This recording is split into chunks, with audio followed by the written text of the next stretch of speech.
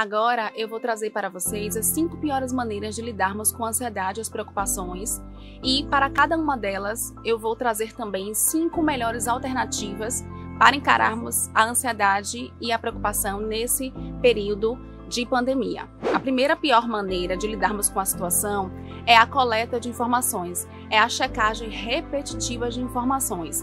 Mas ora, né? Você pode estar aí se perguntando, mas informação não é poder? Informação não é checar conteúdo? Não é importante que eu me mantenha informado?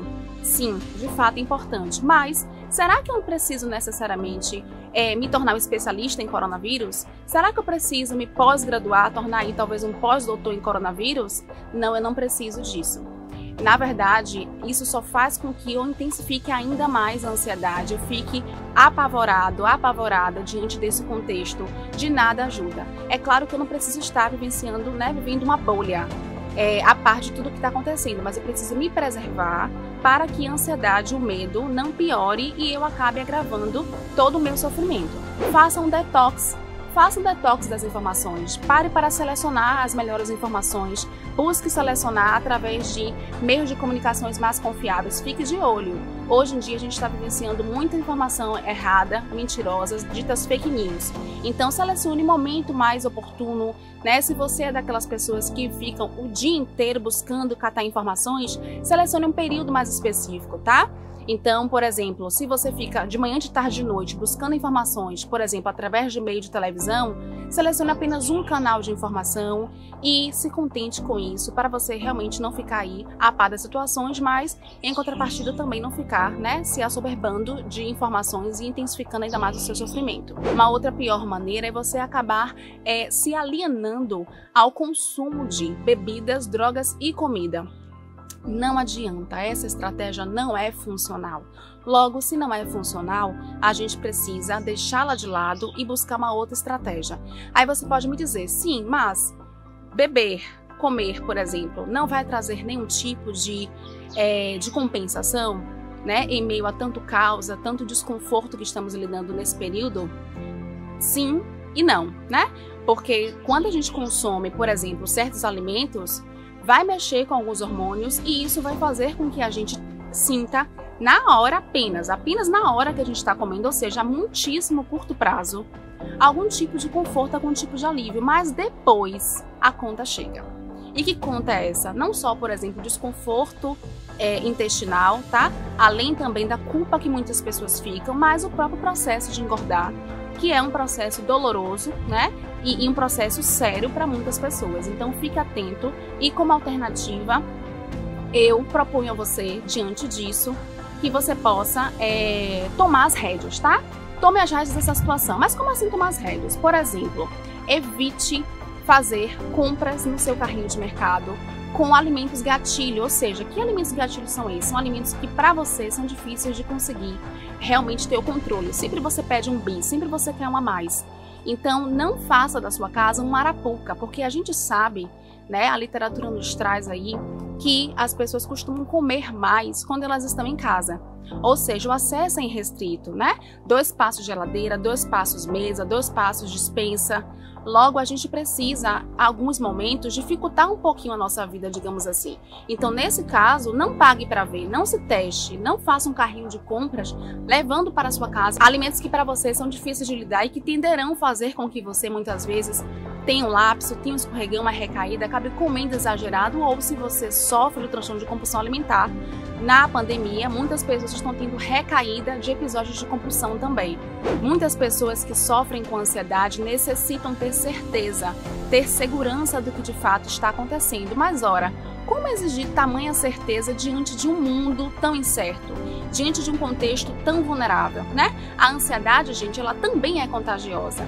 Então, como a gente está vivendo num momento tão vulnerável, de tanta ativação de ansiedade, de tantas incertezas, não tem como, É ilógico, é surreal realmente a gente está exigindo solicitar tamanhas incertezas. Logo, como alternativa, eu proponho a você poder buscar racionalizar, tá? Como assim racionalizar? Buscar, por exemplo, pensar o que está fazendo com que eu busque tamanha certeza, né?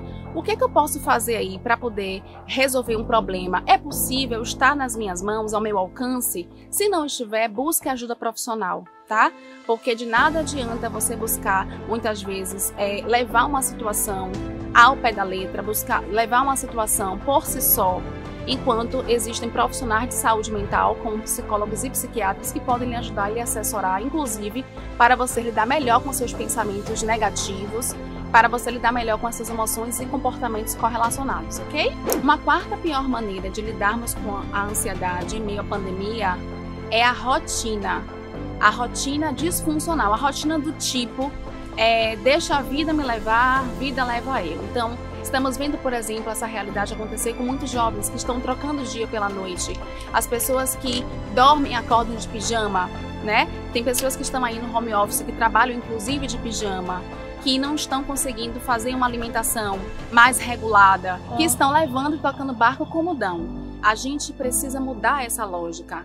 Viver uma rotina dessa forma é uma rotina que só intensifica e se agravam os problemas. Não funciona, tá? Nosso cérebro precisa entender quando é dia, quando é noite, quando é hora de trabalhar, quando é hora de não trabalhar, de curtir um pouquinho o tédio, o ócio, que eu sei que tá difícil de lidar, realmente tá bem difícil. Mas, em contrapartida, qual seria a alternativa? Busque criar, dentro das suas possibilidades, desse momento de distanciamento social, uma rotina mais baseada em prioridades. Busque, nesse momento, talvez, atualizar, né? Aqueles livros que você deixa guardado há muito tempo, algumas séries que você já tem aí como pendentes na sua lista, músicas no seu playlist que você, na rotina intensa, você não se oportunizava a escutar aquelas músicas que você gostava de escutar. Se você reside com outras pessoas, busque evitar conflitos. Não é hora de atualizar questões e pendências, não é hora das típicas DRs. Vamos evitar conflitos dentro do possível, claro, tá? Então, busque realmente estabelecer horários para acordar, horários para dormir, nada muito rígido, para não exceder e contribuir com mais estresse para você. Mas, minimamente, tente estabelecer uma rotina com horários para alimentar-se, para tomar banho, para poder desfrutar um pouquinho de atividades que talvez possam de fato lhe trazer prazer, mesmo você estando no contexto de casa. Por fim, a quinta pior maneira de lidarmos com a ansiedade que se exacerbam as preocupações é vivermos no piloto automático, tá? Tem a ver, inclusive, com a quarta pior maneira que eu trouxe há pouco. Ou seja, lidar de maneira como se nada tivesse acontecendo, né? Então, eu busco fazer tudo no piloto automático, sem pensar, buscando seguir tudo muito rapidamente, de maneira muito acelerada, tentando fazer com que a rotina anterior, antes da pandemia, possa de alguma forma se alinhar à rotina atual. Não tem como. Não entre nesse modo de raciocínio, porque a gente está vivendo uma situação bastante atípica. Não tem como você tentar deixar fazer tudo o que você gostava de fazer, tudo o que você precisava fazer, exatamente igual nesse contexto de casa. É ilógico e não adianta você pensar dessa forma, porque não vai te ajudar, porque de fato não acontece, ok? Como alternativa ao piloto automático, eu convido você então a desacelerar.